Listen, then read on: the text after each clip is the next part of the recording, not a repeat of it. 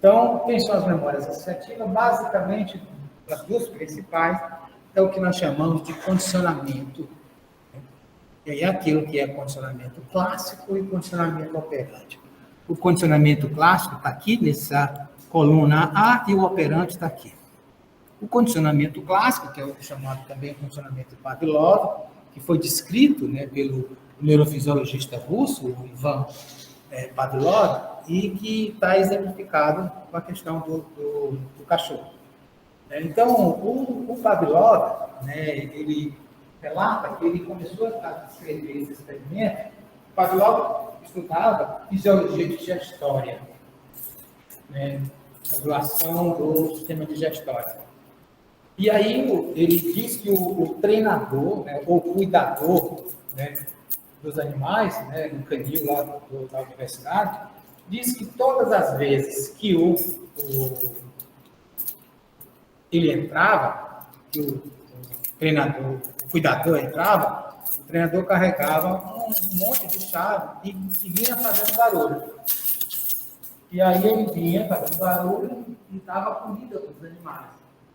Então, o treinador, o que o Pavlov percebeu, é que quando o cuidador entrava no canil e fazendo barulho, os animais começavam a salivar. E aí, então, porque ele pensou, olha, então, os animais estão se antecipando que vai ter comida. Então, os animais aprendem que o barulho das chaves é a chegada do cuidador. E aí, então, ele foi fazer, né, esse tipo de experimento de uma forma controlada. Né?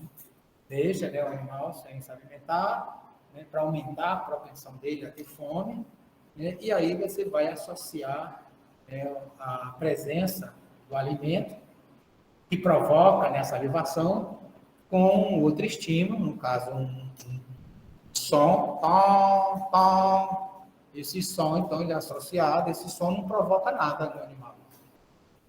E aí, ao fazer isso, essa associação, depois ele não apresenta a comida, apresenta só o barulho, só o tom, tom, e o animal saliva. Então, você condicionou, né, aquele tom, tom, agora, antes ele era neutro, agora ele está promovendo a salivação. Então, aqui ele adquiriu uma propriedade. O condicionamento operante é diferente, porque o condicionamento operante é que o animal precisa fazer uma operação. Então, aqui no caso, eu tenho aqui um gato, né? Eu tenho aqui um gato, aqui, está dentro da jaula, e a comida está aqui fora. Ele sabe que tem a comida, e por acaso ele está andando, e aí, em determinado momento, ele bate em determinada condição que tem na gaiola aí, e aí abre, né, a porta. A primeira vez que ele fez isso foi aleatório. A segunda vez, de novo, mas com o tempo ele associa aquele ato dele, aquela operação, tipo, apertar um determinado botão, a porta abre. Aperta um botão, a porta abre. Então, ele condicionou o animal a apertar um botão, a porta abrir, e aí ele ganha a recompensa. Então, é um condicionamento operante, porque aí, no caso, o animal precisa executar uma determinada tarefa. Os condicionamentos, né, a gente faz vários tipos. Aí, no caso, a gente tem um exemplo de que a gente faz testes, né, para fazer em seres humanos. Né? Então, nós temos um reflexo, que é o reflexo de piscar o olho. Então, se eu pegar, botar aqui como eu estou fazendo, eu tenho um sopro, né? Se eu soprar aqui o olho, o indivíduo pisca o olho, certo? Então, quando eu faço isso, estou aqui só estimulando, né, só o sopro, aí o estímulo, né, a resposta foi piscar. Tá? Se eu der um som, eu não pisco. Certo? Então, eu dei o som, tá? E não pisca, mas se eu dei o som e isso, ele vai piscar. Então, assim, o som eu estou dando antes. Faço tom, aí não faz nada. Eu faço tom e imediatamente eu pisco, No primeiro momento, ele vai piscar depois que eu tiver o vento. Mas quando eu vou repetindo, depois eu dou o tom, ele já pisca. Ele já sabe que depois do tom vai vir o piscar, vai vir um sopro. E aí, com o tempo, eu tiro o sopro. Só em dar o tom, ele já pisca. Certo? Então, é um condicionamento, né, de piscar. Esse sistema, né, ele é possível, né, por quê? Porque, na verdade, eu tenho os vários circuitos, né? Eu tenho aqui o circuito auditivo, eu tenho um circuito que vai detectar, por exemplo, né, o piscar, né? Só que esses circuitos, eles vão ter um processo de integração aqui, ó. No início, né, eu não vou ter uma interação entre esses circuitos neurais. Mas quando eu estou fazendo eles sendo ativados simultaneamente, eles acabam se conectando entre si. E aí, um dos estímulos assume a função do outro. Se eu continuar, o sopro vai continuar piscando. Se eu continuar, o som vai continuar piscando. O que existe é um processo também de habituação do reflexo condicionado. Se eu continuar dando o som por muito tempo sem piscar, sem o sopro, né, aí ele vai perdendo a força dele até desaparecer, até ele se extinguir. Então, o condicionamento você treina e faz o desenvolvimento dele, mas também você pode extinguir, né, o condicionamento. E aí, o que é que está por trás de tudo isso? Os mecanismos neurofisiológicos básicos. Aqui é o Eric Kandel, né? Esse senhor, ainda hoje ele não está vivo, ele ganhou o Prêmio Nobel de Medicina há 22 anos atrás. Ele já era velhinho assim, né? Ele já deve estar próximo de uns 100 anos, o Kandel, né? É uma pessoa simpatérrima, muito adorável de conversar com ele, sempre está risonho e sempre com essa gravatinha borboleta que ele usa, né? O Kandel, a história dele, vou comentar assim brevemente, porque é interessante. Ele é judeu, né, filho de judeus que viviam, né, na Áustria, e durante, né, a Segunda Guerra Mundial, a invasão, né, da Alemanha, né, na Áustria, o pai dele manda ele, o irmão, né, para os Estados Unidos, depois vão para os Estados Unidos também, né, fogem, né, do massacre nazista. E nos Estados Unidos ele cresce lá, e aí quando jovem, né, já vai entrar na universidade, a questão do nazismo para ele era algo muito impressionante, né, que ele mexeu muito com ele. E o que acontece? O que ele queria, assim, por que, né, o nazismo conseguiu se expandir tanto, né, na Europa? Por que na Áustria aceitou passivamente, na Alemanha, passivamente a população, né, aceitou o nazismo? Não no sentido assim, não é o cara que estava lá no partido nazista, a população como um todo sabia que existia campo de concentração ali do lado, não havia uma auto-revolta. O que se aceitava? Não era que 100% da Alemanha era nazista, ou a Áustria, ou a Polônia, ou a França, etc. Na França, né, nos países, né, invadidos, a França, né, a própria Itália, a Holanda, a Dinamarca, teve resistência interna. Mas na Áustria, na Alemanha, não tinha resistência interna, fazia parte. Né? Mas essas pessoas, a maioria das pessoas nem era envolvida, era como se fosse neutra. Mas por que ela não se revolta? Por que ela aceitava isso? Então ele queria entender. E aí ele então vai fazer medicina para tentar entender isso. Aí ele conta, né, que no primeiro ano de faculdade, ele vai procurar o professor, fazendo, né, medicina lá em Harvard, professor, né, que trabalhava em neurofisiologia, né, no primeiro ano, vai ver mais a parte de neurofisiologia, vai conversar com o professor, dizendo que quer entender isso e queria que o professor ensinasse ele como é que faz ciência para poder resolver esse problema. E aí o professor disse assim, olha, é o seguinte, você quer ser um cientista, então quer estudar o cérebro? Então faça, vá lá para o laboratório e tente registrar potencial de ação de uma célula do córtex visual de gato. Depois que você aprender a registrar, a estudar uma célula, aí depois a gente conversa sobre esse seu plano mirabolante. Mas primeiro vai com uma coisa assim. Porque ele conta isso, porque ele diz que daí ele aprendeu, né, que para fazer ciência é melhor começar, embora a gente tenha perguntas complexas, é melhor começar com as coisas mais simples e assim, né, vai crescendo. E por isso que o que ele mais estudou na vida dele foi esse bichinho aqui, um molusco chamado Aplysia. Então, a Aplysia tem aqui no litoral do Rio Grande do Norte, tem a Aplysia desse tamanhozinho e a Aplysia grande, de vários tipos. Então, a Aplysia, como um molusco, né, ela se desloca, ela salta também aquele, né, uma tinta, tipo como se fosse um polvo. Né? Então, se você der um estímulo, né, ela tem assim, uma extremidade, ela promove, né, um deslocamento. Se você der um outro estímulo na pele, ela não vai provocar isso. Então, você pode associar esses estímulos um com o outro e desenvolver. A vantagem é que esse animal, essa Aplysia, ela tem um sistema nervoso bastante simples. Então, eu poderia estudar neurônio por neurônio, a sinapse em si. E foi isso que o Candel fez, né, que eu tenho, né, aqui, basicamente, um grupo de neurônios, circuitos, um neurônio, né, que é mais sensório motor aqui, um outro neurônio intermediário, né, e o neurônio motor que provoca o deslocamento do animal.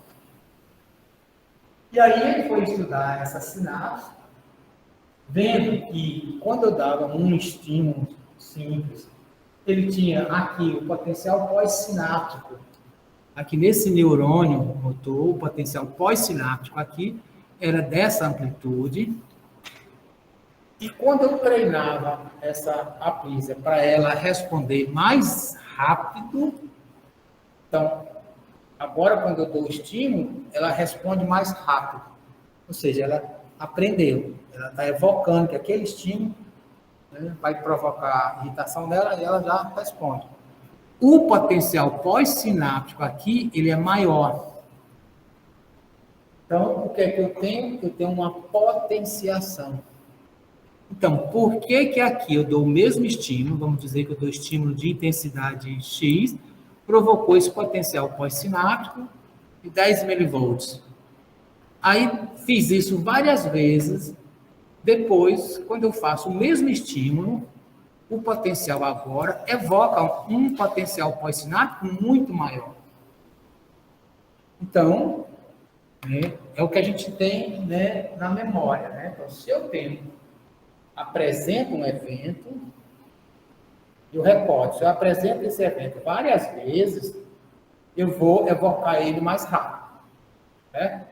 Então, isso significa que eu memorizei. E aqui, então, o que ele mostra, no primeiro momento, é o mecanismo, né, sináptico. Se eu estimulo várias vezes, agora, quando eu estimulei uma vez, era assim, era a amplitude do potencial pós-sináptico era 10. Aí eu estimulei muitas vezes, parei. Aí agora eu volto a estimular só uma vez. Agora ele não responde mais com 10, ele responde agora com um potencial pós-sináptico de 20. Então eu mudei a capacidade da célula responder. A célula executora, que é o neurônio motor. Então eu potencializei. E que essa resposta era mais ou menos 1 hora depois que eu fiz a hiperestimulação, 2 horas ou até vários dias depois. Por isso que foi chamado de potenciação de longo prazo. Como era uma coisa simples, né, o que o Candel vai entender, assim, bem, o que ocorre dentro dessa célula para agora ela estar respondendo mais? E foi isso que ele foi estudar, né? Exatamente isso aqui. Então, basicamente, quando a gente vê esses mecanismos, o que é que eu tenho? É a ativação do segundo mensageiro. AMP ciclo e cálcio. Né? É isso que vai acontecer e vai ter o quê? Esse próprio hiperestimulação ativa o segundo mensageiro e, em resposta, vai ser a produção de novos, né, receptores, com a célula ficando mais sensível. Aí, no caso, é mais a produção de mais receptores. Mais receptores. Não é mais neurotransmissores. Não, é no neurônio pós-sináptico. Então, está aqui, ó. E o mais interessante é que isso foi demonstrado na plísia. Bonitinho na célula. Ah, e será se isso ocorre também no mamífero? Será se isso ocorre, né, no córtex, no hipocampo? E aí foi isso que foi feito. Ó. Se eu colocar lá um eletrodo, lá na célula granular, né, do hipocampo. Então, esse aqui, ó, lembra? CA1, esse aqui é o hipocampo. CA1, CA3, né? Então, tá aqui, ó. O CA1 tá aqui, certo? CA1, aqui é o CA3. Então, aqui eu tenho um neurônio, um outro neurônio, e aqui eu tenho um outro neurônio, essa célula granular aqui. Isso aqui é o giro denteado, aqui é a via perforante, né? Lembra que eu falei dela. Então, veja, eu vou fazer uma hiperestimulação aqui. Num primeiro momento, se eu faço uma estimulação pequena, olha o que ocorre. Eu vou ter aqui. Então, o que eu tenho, né, aqui, né, na linha preta, é o que eu chamo do potencial pós-sináptico normal. Eu dou um estímulo e aí promoveu esse potencial pós-sináptico. Se eu dou uma hiperestimulação, né, aqui no caso eu dei um estímulo, aí agora eu vou dar 100 estímulos um seguido do outro. Tem, dou um estímulo, tem, aí ele vai lá, gera o potencial pós-sináptico. Agora eu faço, parei, agora eu dou menos estímulo. Aí o estímulo elétrico, né, no axônio. Aí ele vai gerar agora o potencial pós-sináptico maior amplitude. Quando ele faz isso, eu chamo de potenciação de longo prazo. Mas ele pode também desencadear, que eu vou chamar de LTP, né, Long Term Potentiation, ou LTD, que o potencial agora, pós-sináptico, vai ser de menor amplitude. Aí eu vou ter Long Term Depression. Eu tenho diminuição, né? Então, eu posso, quando eu faço uma hiperestimulação, fazer com que aquela sinapse fique facilitada ou dificultada. Posso ter as duas coisas. Né? Então, aqui, nesse gráfico, eu tenho aqui por minutos, que é tempo, e aqui eu tenho, né, os potenciais de pós-sináptico, a taxa de disparo de potenciais pós-sinápticos. Né? Ou seja, o potencial aqui, milivolts por milissegundo. Então, isso aqui é situação de repouso, né? Situação, né, padrão, né? Linha de base. Então, quando eu dou um estímulo, né, o potencial pós-sináptico está aqui próximo de 0,02 milivolts. Então, isso é um estímulozinho no neurônio pré, que estou vendo a resposta no neurônio pós-sináptico, ok? Nesse momento aqui, nesse ponto zero, eu estou fazendo uma estimulação tetânica. Então, aqui eu estava dando pim, agora eu estou estímulo elétrico, né, aqui, certo? Estou dando um estímulo aqui e estou registrando lá na frente, no neurônio pós-sináptico. O que ocorre no neurônio pós-sináptico? Vai aumentar, porque vai se somar os potenciais pós-sinápticos, certo? Aí eu paro de dar esse estímulo tetânico e agora vou dar, né, um estímulo normal, só de 1 por 1. Aí o potencial pós-sináptico agora é de alta amplitude. Aqui, olha, 0,02, agora é 0,04. Duplicou de amplitude. Então, eu fiz o quê? Eu potencializei, né, a célula pós-sináptica. Como eu poderia também, né, ter diminuído e ter feito uma depressão na célula pós-sináptica. Então, aqui estaria aqui o exemplo, né, eu dou inicialmente nos neurônios, dou estímulo no neurônio pré e vou medir no neurônio pós-sináptico. Então, eu dou estímulo aqui, vejo o potencial pós-sináptico. Então, inicialmente, os níveis é esse, eu dou uma hiperestimulação, depois ele vai responder esse potencial agora de uma amplitude maior. Então, eu potencializei. Então, isso hoje é o que a gente explica de mecanismo fisiológico, neurofisiológico, da formação de memórias declarativas.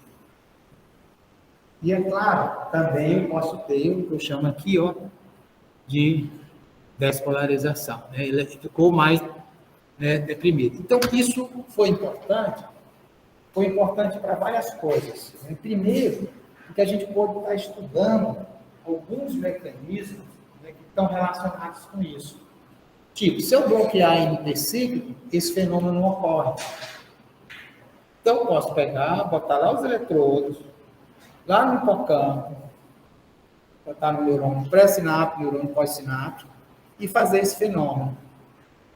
Mas se eu colocar junto um microeletrodo ali, micropipeta, que vai liberar uma substância que vai bloquear o aminoácido, ou que vai bloquear a síntese proteica, isso não ocorre. Esse fenômeno deixa de existir.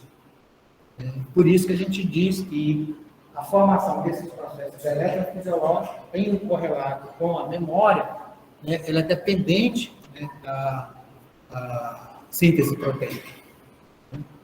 E isso é dependente, né, da questão da liberação. Então, veja, o processo seria mais ou menos o que a gente estaria vendo aqui, né? Quando eu libero em excesso esse neurotransmissor, e olha, essa sinapse nos mamíferos que provoca isso aqui, potenciação de longo prazo, ou aquilo que nós chamamos na sigla em inglês, né, do LTP, elas são sinapses glutamatérgicas. Mas não é toda a sinapse glutamatérgica que o LTP se forma. O LTP ele vai se formar, em especial, né, em áreas que nós chamamos áreas de alta plasticidade, como o hipocampo, como na amígdala. Você tem formação de LTP, mas não é toda a sinapse glutamatérgica que isso ocorre. E aí, né, aqui desse outro lado, a gente tem a liberação do glutamato pelo neurônio pré-sináptico. Quando eu libero muito glutamato, o glutamato ele vai se ligar para os tipos de receptores, né, como o AMPA, o NMDA. Nesse receptor NMDA, quando eu libero muito glutamato, ele vai se ligar, aí eu ativo o segundo mensageiro, o cálcio, que ativa a quinase, e essas quinases vão acabar promovendo, né, formação de novos receptores. E aí eu formo novos receptores. Ou formação de um novo botão sináptico. Então, a minha sinapse estava aqui, né, vamos dizer que ela fosse assim, fizesse a terminação de meu axônio, né, ou formação de novo dendrítico. Eu tenho aqui o meu corpo celular, minha árvore dendrítica está assim, né? Eu posso fazer 3 sinapses. Eu fiz uma hiperestimulação aqui agora, como resposta, sinapse glutamatérgica, agora eu tenho 5. Né? Então, este processo, né, que está relacionado com a formação de sinapse, ou seja, esse conceito inicial de reverberação neural proposta pelo Frey, a gente mostra que ele ocorre realmente em termos eletrofisiológicos. E é possível a gente, por exemplo, estudar, né, esses botões sinápticos. Né, esses botões sinápticos nas terminações. Né, e aí a gente vê que quando eu pego, por exemplo, um animal, se eu pegar um rato, né, e fazer com que ele cresça numa gaiola isolada, e pegar um outro animal, ele vai crescer numa gaiola grande, cheio de brinquedinho para ele, com outros animais. Depois de 6 meses, esse animal já está adulto, eu sacrifico o animal e vou ver e posso estudar, né, o número de botões sinápticos que ele tem. O animal que estava num ambiente enriquecido tem muito mais do que o animal que não estava no ambiente enriquecido. Ou seja, ele criou mais botões sinápticos. Então, este mecanismo que é fundamental aqui. Então, basicamente, eu vou ter a sinapse glutamatérgica, a liberação do glutamato, ativação dos seus receptores, ativação dos segundos mensageiros, principalmente o cálcio, e eu vou ter dois tipos de resposta. Ou eu vou fosforilar, eu vou ativar uma quinase, e isso vai acabar, como consequência, gerando potenciação de longo prazo, LTP, ou depressão de longo prazo, o LTD. Ou eu vou facilitar essa sinapse, ou dificultar essa sinapse mais na frente. E isso que vai acontecer no hipocampo, inicialmente, e depois disso vai acontecer no quarto.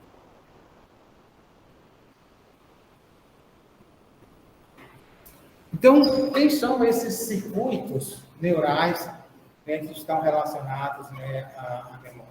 Aqui, no caso, a gente vai discutir isso na próxima aula, que é um pouco um envolvimento de memórias relacionadas com emoção.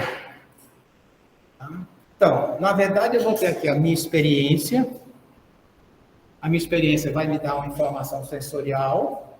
Essas informações elas vão para serem memorizadas. Tá? Então, isso aqui é uma via que vai memorizar aqui pela memória. Então, isso aqui seria uma memória normal, ou seja, clássica. Mas parte dessa memória, dessa experiência, ela também vai ativar alguns circuitos, que aqui nós estamos falando do complexo amidalóide, na amígdala, e essas informações aqui, elas vão colocar aqui dentro desses arquivos, dessas redes neurais, que vão ter essa informação, que vão consolidar essa informação para ser evocada, um caráter emotivo, um caráter relacionado com um grau de emoção. Então, eu posso ter uma informação neutra e ir direto para cá, pronto. Eu posso ter uma informação relacionada a uma emoção positiva, agradável, ou uma emoção negativa, desagradável, e esta informação de ser um conteúdo agradável ou desagradável, ele vem para cá. Então, na segunda-feira, nós vamos ver a aula de emoção e nós vamos ver como é que esse processo aqui ocorre, como é que essas estruturas, elas contribuem para que algumas informações que poderiam simplesmente serem neutras, hoje passarem a ter um caráter de ser agradável ou desagradável. Certo?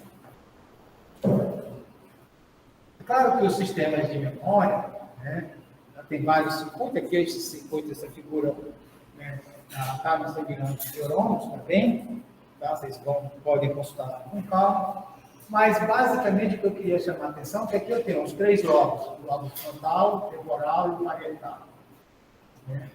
Então, o temporal, o frontal, ele é fundamental para aquilo que nós chamamos de memória operacional, memória do trabalho, lá no centro executor, que é a memória momentânea que nós temos aqui, que tem um direcionamento. O lobo temporal medial especificamente, hipocampo, ele é fundamental para o processo de consolidação das memórias declarativas. E aí, eu tenho uma outra memória que eu não comentei para vocês, que seriam as memórias motoras. Então, as memórias motoras, elas têm a ver com a aprendizagem motor nosso. Alguém aqui aprendeu a dirigir recentemente? Você está aprendendo, né? Quando é que você aprendeu a dirigir? Você é algum? Alexandre. Alexandre, quando é que você aprendeu a dirigir? Novembro do ano passado. Alexandre, relate assim, bem alto para o pessoal que esteja remoto, consiga lhe ouvir. Qual foi a grande dificuldade de você aprender a dirigir no início? Tem que fazer muitos movimentos e eu tenho que concentrar em diversos movimentos ao mesmo tempo para conseguir executar. Então, ele disse, né, o Alexandre disse que o problema, a dificuldade dele no início era ter que fazer várias coisas simultaneamente, motoras simultaneamente, né, e se concentrar nessas diversas coisas. Mas agora que você já dirige, né, e nós acreditamos que você dirija bem, isso é dentro da norma, né, não fique atropelando os ciclistas por aí. Me diga uma coisa, você continua fazendo várias coisas? Não pensa, mas você continua fazendo várias coisas? Então, na verdade, ele continua fazendo várias coisas. Ele não precisa evocar essas informações de uma forma consciente. Então, o que é que ocorre? No início, para executar a atividade motora, eu preciso fazê-la, né, com a memória operacional, com a memória do trabalho. Eu tenho que tomar decisão de se pisar no freio, pisar no acelerador, pisar na embreagem, passar a marcha, olhar para frente, prestar atenção. Se eu estiver na autoescola, né, o chato do instrutor no meu falando, né, no meu pé do ouvido, né, e eu tenho que ligar um acerto, fazer 1000 coisas. O que eu vou fazer? Cada momento que eu estou executando uma tarefa dessa, eu estou ativando um circuito motor, um circuito neuronal. Com o tempo que aquele circuito neuronal ele vai sendo executado várias vezes, ele vai sendo facilitado e vai ter a sequência de execução daquelas tarefas motoras, daquele conjunto. Então, no início eu faço isso consciente, eu tenho que estar lembrando, eu tenho que evocar isso conscientemente, até que depois que aquilo é consolidado, eu vou evocando espontaneamente. Primeiro com poucas dificuldades, porque eu não consigo integrar as informações, até que eu faço tudo. E como ele disse, eu esqueço, eu não preciso pensar o que eu preciso fazer, já faz automático. Então, isso são as memórias motoras. Então, as memórias motoras lá no HM estavam ok. Porque para fazer essa consolidação, eu não preciso do hipocampo. Também, está vendo como é muita coisa acontecendo, você tem que fazer muita coisa para um estancado e parar da série, então isso suava muito. Suava mesmo, não tanto que eu esforço, né? Eu lembro que acho que em 40 km por hora eu já estava muito rápido, porque tem muita coisa para fazer, né? Então, tem que esse número. Porque você já estava rápido, para conseguir dar tudo ao mesmo tempo. Esse aqui é o processo. O processo motor, né, ocorre dessa forma, né? E aí ele vai ficar automático. E aí o dia a dia da gente, ele é complexo. Na verdade, são essas 3 grandes memórias, elas estão ocorrendo simultaneamente. Memória de trabalho, a memória declarativa, que é as memórias que a gente está lembrando, as memórias motoras, e a prática médica vai ser desse jeito. Para quem participou das aulas, né, de motricidade, viu como é que eu faço, como é que eu manipulo um martelo neurológico. Aquilo eu já fiz, né, milhares e milhares de vezes. Eu só preciso tomar a decisão, fazer o reflexo. Aí vai lá, está tudo elaborado. Para vocês, né, que estão começando, tem que fazer várias etapas, porque essas informações motoras não estão presentes. Do mesmo jeito, ao escutar. Do mesmo jeito que vai acontecer quando vocês vão, por exemplo, vamos imaginar que ela vai se especializar em radiologia. Ela vai ver uma imagem de ressonância, ela vai aprender. O que é que eu vou olhar primeiro? Eu vou olhar na periferia, na borda. O que eu vou buscar primeiro são os contrastes. Né?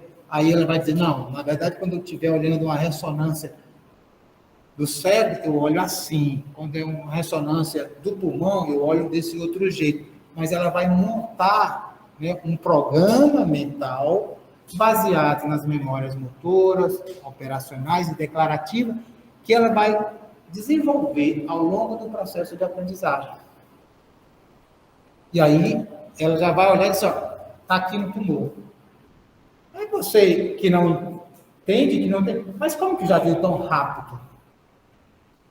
Na verdade, ela já viu, já olhou os detalhes, né, fundamentais e viu que o centro estava ali. Quantas imagens ela já viu? Milhares. Certo? Então, a prática nossa no nosso dia a dia vai ser dessa forma. Então, muitas coisas vocês vão precisar fazer uma, duas, três, várias vezes, por isso, porque vocês vão ter que integrar esses tipos de memória. E a questão da repetição, né, ela é necessária para a gente desenvolver as nossas habilidades. Como é que vocês vão repetir as coisas? É fazendo na prática. Por isso que eu insisto com vocês, né, que no futuro, durante esses anos de curso de medicina, né, não fique restrito só ao livro, ou apostilha, ou vídeo, para passar na prova da residência. Isso é importante. Tem que ler muito, assistir vídeo, ler apostilha de médico. O que vocês puderem estar lendo, estar estudando, vale a pena. Agora, não pode se restringir isso. Vocês precisam fazer estágio no Hospital da Polícia, no UOL, na UTI, não sei aonde, não sei o quê. Porque quanto mais doente vocês verem, mais procedimento vocês se envolverem, mais coisas vocês fizerem, maior domínio vocês terão, né, daquilo que vocês estarão estudando nos livros, nas apostilhas e etc. E nas salas de aula, é claro. Tá? Professor, sobre o exame anterior da amígdala, se ela é a responsável por dar esse grau de emoção dos arquivos lá da memória, quando uma pessoa tem amidalite, às vezes até... Não, essa amígdala não é daqui, não. Ela está lá ela está na ponta do hipocampo. Então, o hipocampo é como se fosse aqui, né? A amígdala estaria aqui, fosse um pé, a perna e o pé, e a amígdala está lá na cabeça do hipocampo. Fosse uma bola, por exemplo. É lá, tá? Então, tem o mesmo nome. Aí, por isso que a gente chama de complexo amidalóide, que na verdade é um conjunto de núcleos neuronais que a gente chama de amígdala. Questões, dúvida? Você falou do hiperestímulo, né, que é a revelação, e a observação. A professora também mencionou que pode buscar essa resposta controlar ainda não. Mas como é que você inicia, assim, tem alguma diferença fisiológica que ou vai hiperestimular, ajudar a avaliação assim, ou vai polarizar? Ela fez uma pergunta bastante, né, interessante. É uma pergunta de $1 milhão, tá? E a gente não tem, né, o domínio da resposta, porque ela perguntou. E é o seguinte, eu tenho aqui, o que é que ocorre de mudança na sinapse? Eu tenho que a sinapse glutamatérgica, é a mesma sinapse glutamatérgica, em algumas condições, quando eu libero muito, ela é muito hiperativada, ela faz com que a sinapse, neurônio pós-sináptico, passe a responder agora com um potencial pós-sináptico de alta amplitude ou de menor amplitude. O que é que diferencia um? Vai ser a resposta intracelular que a célula pós-sináptica, né, desenvolva.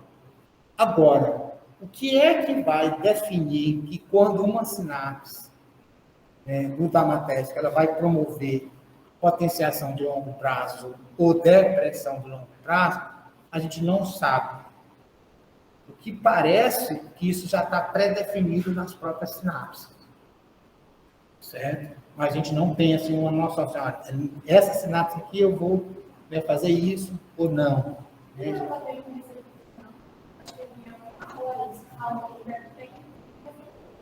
Não, mas aí é para sinapse excitatória ou inibitória. Isso. Então, veja, na verdade eu tenho a mesma sinapse excitatória, que é a sinapse glutamatérgica.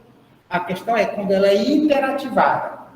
Aí ela é hiperativa, aí eu vou ter uma resposta, como se fosse uma resposta de retroalimentação, e ela vai ou ficar mais excitada, que aí a gente faz, né, uma retroalimentação positiva ou uma retroalimentação negativa. Ela vai ficar menos excitada. Quando é que eu diferencio um? Isso a gente não conhece ainda. Você disse que nas regiões do hipocampo, a menos tem decorrente da situação. Isso. Mas você também disse que não é lá que a memória é armazenada, Isso. fixada. Então, como isso vai fazer a influência no armazenamento final do corpo? Isso, porque algumas áreas corticais isso também vai acontecer, certo? Tá? Isso. Então, assim, na próxima aula, eu vou comentar algumas questões, porque a gente tem o seguinte. Uma das formas de consolidação da memória, né, eu vou comentar para vocês, ela vai acontecer durante o sono. Né? Então, o que é que tem? Se eu olhar durante a vigília, eu vou ter uma hiperativação aqui no hipocampo. Quando o indivíduo dorme, e aí eu tenho mudado isso no experimento com animais, eu tenho um aumento da síntese proteica no córtex. E esse aumento da síntese proteica no córtex, ele depende do hipocampo. Por quê? Porque eu posso fazer o seguinte, eu tenho aqui, né, dois hipocampos, né? Um do lado direito e do lado esquerdo. Esse aqui, o hipocampo direito está se projetando para o córtex, para várias áreas corticais, né, direita, e o hipocampo esquerdo para as várias áreas aqui. Tá? Aí assim, aí eu treino o animal, vejo que o hipocampo está sendo ativado durante o treino. Aí o animal dorme. Quando o animal dorme, eu tenho uma reativação hipocampal e uma reativação e uma ativação do córtex durante, né, o sono. Né? Aí, do lado esquerdo, eu bloqueio o hipocampo. O animal está dormindo, eu ponho lá uma micropipeta e vou liberar, né, uma substância que bloqueia a ação a atividade do neurônio do hipocampo. Certo? Aí vai ativar só o hipocampo, né, direito. O animal dorme, o hipocampo direito ativa espontaneamente e ativa o córtex direito. Esse aqui não teve ativação do hipocampo e nem no córtex. Certo? Aí eu pego um outro grupo, treino ele, ativo o hipocampo, deixo ele para dormir. Agora, neste caso aqui, eu vou inibir só o córtex esquerdo. Então, o animal dorme, ativa o hipocampo direito e o esquerdo. No córtex direito é ativado, no córtex esquerdo não é ativado porque está bloqueado. Mostrando que a ativação cortical depende da ativação do hipocampo. Então, a gente diz assim, é uma forma metafórica de dizer, é como se as memórias estivessem inicialmente no hipocampo e durante o sono ela está sendo jogada no córtex. Então, eu estou transferindo. Então, essa transferência da memória do hipocampo para o córtex seria, né, o processo de consolidação realmente de longo prazo. Por isso que ela depende, né, da integridade do hipocampo. Então, por isso que parte da consolidação a longo prazo ela está ocorrendo durante o sono. Na verdade, né, ela vai acontecer durante vários dias, várias noites. Aí, a questão é, por que isso ocorre durante o sono? A hipótese que se tem, né, em que eu concordo, né, quer dizer, eu defendo, é que, na verdade, durante o sono, o que ocorre? A ausência de estímulo sensorial. Então, você tira os estímulos que podem interferir na formação da memória. Então, agora eu estou tendo informações, aquilo está sendo mantido no meu sistema, no meu córtex faciano, sensorial, vai para o hipocampo. Na hora que eu durmo, eu deixo de ter estímulo sensorial, aí eu reativo os mesmos circuitos que eu tive durante a vigília, sem ter interferência. E deve ter algum mecanismo que a gente não sabe, e essa é uma outra pergunta de $1 milhão, é como é que o cérebro faz para selecionar o que é que vai virar, né, coisas consolidadas, de longo prazo, né, ou não. O que parece, né, tudo indica, a gente sabe que isso é dependente, por exemplo, do caráter emocional, da valorização do sujeito. Né? Então, assim, o indivíduo, né, que ele vê uma imagem e aquela imagem tem ou não tem significado para ele, aquela imagem, se tem significado, ela tende a ser reverberada durante o sono. Se não tem significado, ela não vai ser reverberada. Esse é um olhar. Existe uma outra ideia, né, um colega, o Camaroto, que ele é aqui do Estudo do Cérebro, trabalha com memória, ele tem uma hipótese bastante interessante que não é bem assim. Na verdade, tudo é consolidado. E, na verdade, o que a gente vai selecionar é a capacidade de evocar. A gente, por enquanto, a gente não tem como ter certeza qual das hipóteses são corretas. Né? A ideia de tudo ser consolidado parece ser uma lógica assim. O sistema ele tem uma capacidade tão grande que ele consolida tudo. O que ele vai filtrar é a evocação. Porque eu posso evocar coisas em momentos diferentes. Então, por uma questão de sobrevida, eu guardo tudo, né, e vou evocar conforme a situação de desafio, né, na natureza que vai acontecer lá na frente. Enquanto não tiver, eu deixo só guardada aquela informação sem questão nenhuma. Parece que isso funcione, porque ao longo do nosso neurodesenvolvimento, a gente passa a lembrar coisas que parecia que a gente nem lembrava, né? Agora, uma outra coisa final é que todas as memórias, toda a evocação é uma construção nossa. Então, quando eu estou evocando uma memória declarativa, uma sequência de fatos, eventos, tais, elas se confundem com a memória, né, do trabalho. Que é o que? A memória do trabalho tem a ver com o meu objetivo. Então, eu posso estar evocando uma coisa e construindo simultaneamente. Então, aquilo que a gente diz, né, de falsas memórias, é porque eu tenho uma coisa que eu estou aqui, mas eu estou construindo também aquela ideia sobre aquilo e construir determinada situação. Então, eu posso chegar e dizer, eu lembro de ter ido, né, de ter assistido o pouso do primeiro homem na Lua. Lembro do meu pai ter levado, né, numa casa de alguém que tinha uma televisão para a gente assistir isso.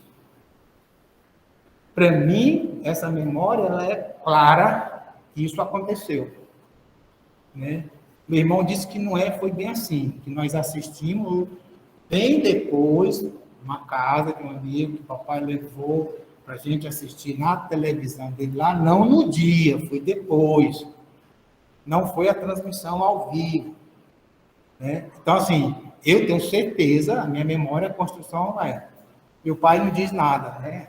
Ele diz que ele não lembra, que ele não vai interferir, né, nos dois. Mas, então, já é uma construção que já está feita, né, conforme. Então, parcialmente, pode ser que isso aí tenha sido uma falsa memória. Algumas coisas que a gente vai adicionando outras informações novas naquilo que a gente guardou. E aí a gente pode, né, e tem o que a gente chama, né, de indução de falsa memória.